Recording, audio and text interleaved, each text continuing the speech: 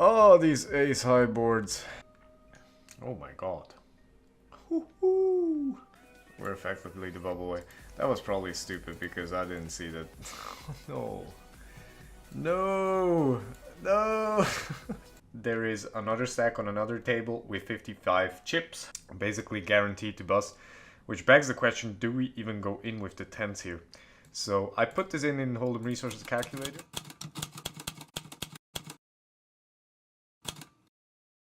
Family, day 34.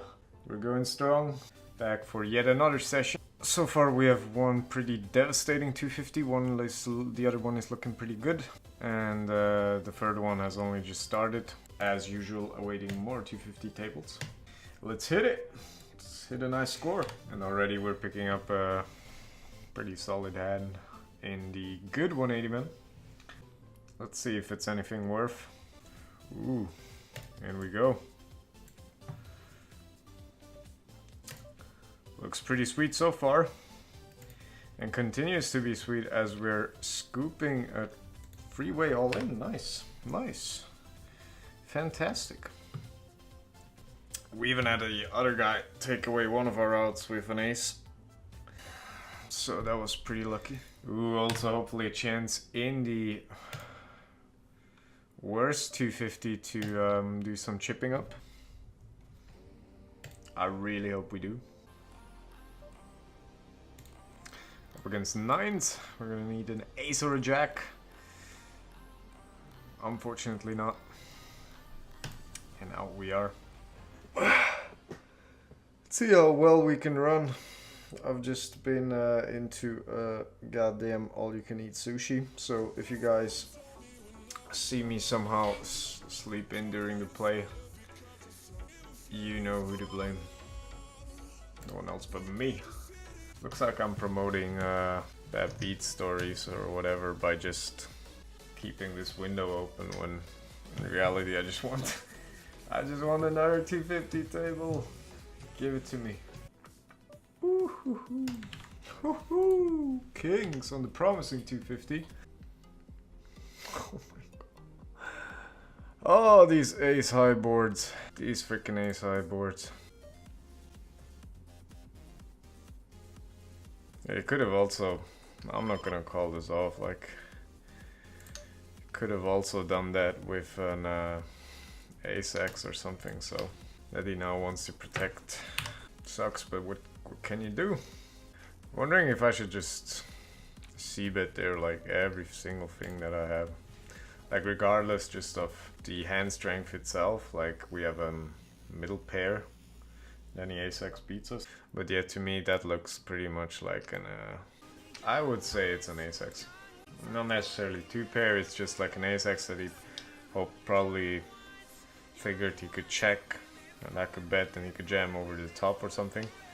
And then the 10 of diamonds came in, which made the board look really drawy. And he wanted to charge the full price. Table 4 looks to be a rejam. Ah, not when he bets into multiple players like that. But on table 3 we can simply go for a jam. Still indecisive. I'm not going to...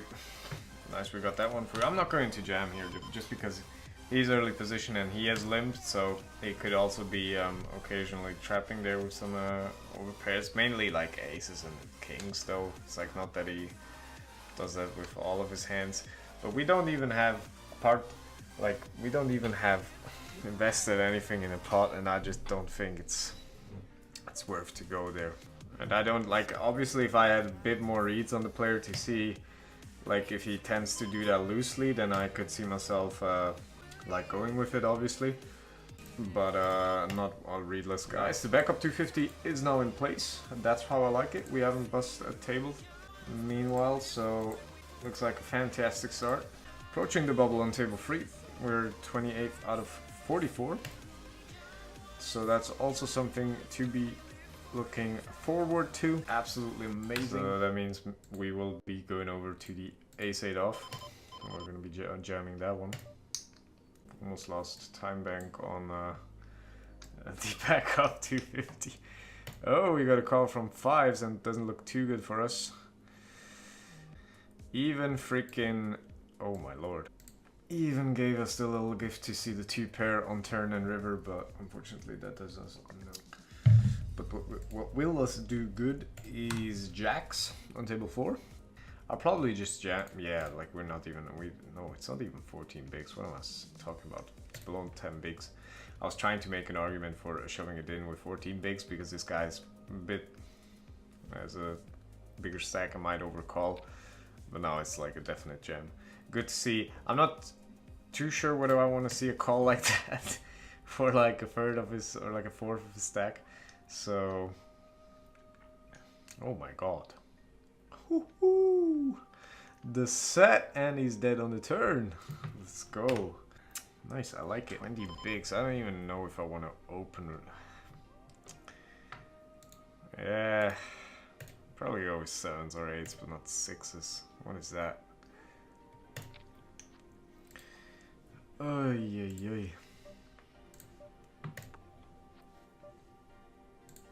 I can call this gentleman's raise here. Oh. We are just gonna check it back to him, give him the c-bet, and then we're gonna raise it up. Can we make it look like a draw? We're just gonna raise it up like that. Give him the rope to hang himself. Or maybe we just hung ourselves. No, he has ace-king suited, and we just are yet again letting them draw to nothing on the turn. Dead on the turn is today's motto, so that's what we will be going with today. Oh my! 6, I don't think with the bubble implications we can do anything here. Apart from freaking folding. I managed to somehow min raise with freaking 10-9 off here because I thought we have 24 bigs. This thing will freaking kill me one day. I will see myself going absolutely broke with the amount of times that I'm just min raising with wrong stack information. It's even a 250, god dang it. Oh, the other 150 is gone already. That means we only have 250s. Okay, so that's even better. We need to get in one more hand good in case we want to make the money here, unless other players are going completely bananas. Problem is we have a big stack here to our left that is most likely inclined to overcall, so we probably even have to... Oh geez, these guys are absolutely overcalling, like him at least. Not the best circumstance to survive in order to make the money, but I'm sure we will get what we're worth. And the 7s on table 4.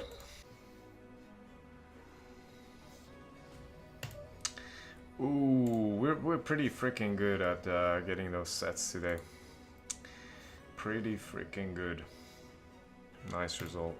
So that means we also have here an 8k stack. We're basically almost triple leading this 250 here. On table 1 I get it in with ace-3 suited for 4 bigs. We are up against king-7 suited. Let's hopefully hold and make a comeback in that one. And we are going to do that. Let's go. 1.4k, almost back to 10 bigs. That is very, very delightful. What is also very delightful are these 10s here for 3 bigs. Ooh, yuck. Question is now, right? Okay, let's think about this. Yeah, we're probably gonna have to go in here. Do we? Let's do it.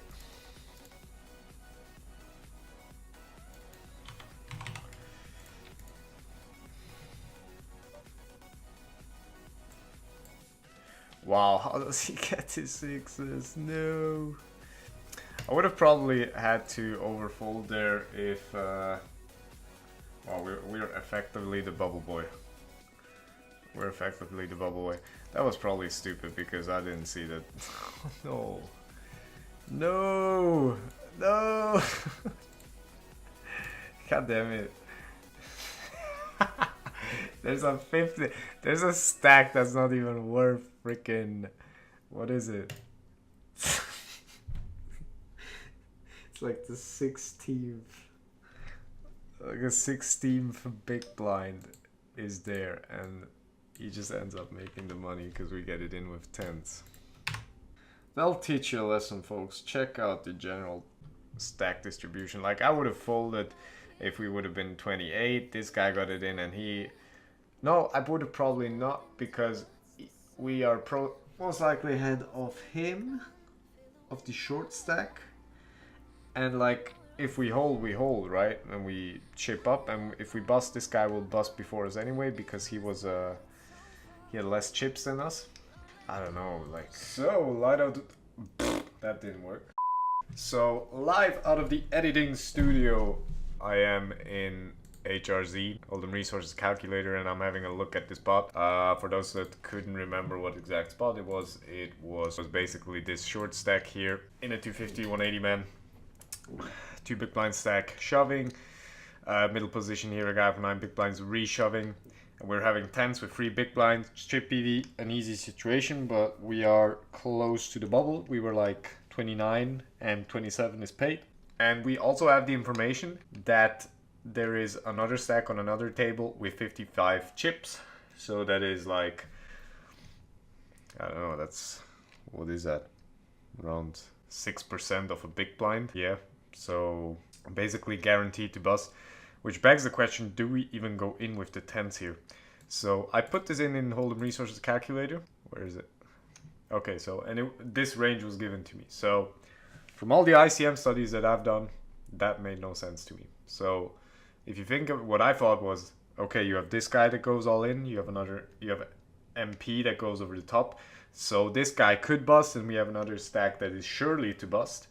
And all this together, we are more safe to just simply fold 10s and then make the money. I didn't really believe this result, or I thought I plugged in chip EV, but then I did it multiple times, and I had to see that actually it was ICM configured. So I then went along and tried out a bit with different settings, what kind of results would I achieve, and draw the conclusions from it. So I then thought, I'm going to first reduce the players from 29 to 28, so the immediate bubble. So now, regardless of this result, we know that regardless if this guy wins or not, we have another guy with 55 chips that will definitely bust out. And it doesn't change too much. It maybe takes away the ace queen here, but apart from that, yeah, it's basically the same. So what I then thought is, okay, what I might also try is to give ourselves more chips, because let's say we have 10 big blinds and the MP covers us basically. So what I then found out is, if we're 28 players, we go tighter. So we drop now the 8s, the 9s, we drop ace queen. That is actually the wrong one. This is the proper one. So this is when we are 29 players. You still call ace king. Ace queen 7 already not profitable. 8s and 9s are dropped. Ace queen off all of a sudden becomes super minus EV. And then I also tried it with 28 players, and then with 10 big blinds we would see that we would only call 10s plus an ace king suited here. So ace king off on the immediate bubble, already dropping out. Now what that shows me is that when you think about it, really, I thought about this multiple times. It might seem logical to others, but for those that are in my shoes and don't see it at first sight, if you think about it, if you fold 10s here and this guy survives somehow with 2 bigs because, I don't know, MP here, because he sucks out an MP, we have another short stack that is like getting more chips and is more likely to make the bubble, whereas we are then still 3 big blinds. And basically I would expect, with all the antes running through and us then getting big and small blind, we are basically chipping away slowly. So that really shows me, like, when you are a bit shorter stacked in these situations, you can go, like, you're still calling a tight range here with 6.3%, but in comparison to when you have more big blinds, you should basically fold even more, because you're more secure and you should go less, you should be a bit more risk averse and try to make the money. So that is what I took out of this. So it seems like this spot isn't as agonizing as I thought, and I can pat myself for the good call. Now back to the video.